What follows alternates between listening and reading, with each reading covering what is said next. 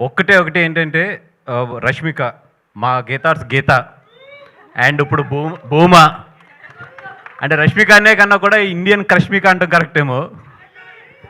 అదే కరెక్టా? Yes boss. And నాకైతే మాత్రం లాస్ట్ హాఫ్ అన్ అవర్ నేను చూసింది అయితే మాత్రం నిన్న నైట్ నుంచి కూడా నా బ్రెయిన్లోంచి అయితే పోవట్లేదు, అంత ఇంటెన్సిటీ ఉంది. ఒకటే నేను క్లియర్గా చెప్పగలను, థియేటర్లో కూర్చున్న 50% to 60% ఆఫ్ అమ్మాయిల కథ ఇది. ఎందుకంటే చాలామంది అమ్మాయిలు ఎస్పెషల్లీ ఇంట్రోవర్ట్స్ ఎవరైతే ఉంటారో వాళ్ళందరికీ కూడా ఈ సినిమా చాలా బాగా కనెక్ట్ అవుతుంది.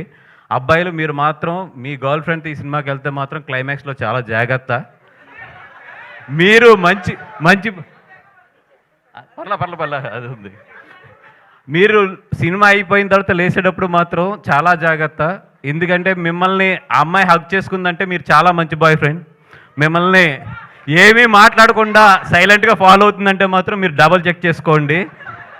ఏ రియాక్షన్ లేదంటే మీరు కారు ఎక్కిన తర్వాత లేకపోతే ఇంటికి వెళ్ళిన తర్వాత మాత్రం మీ చెంపలు మాత్రం జాగ్రత్త.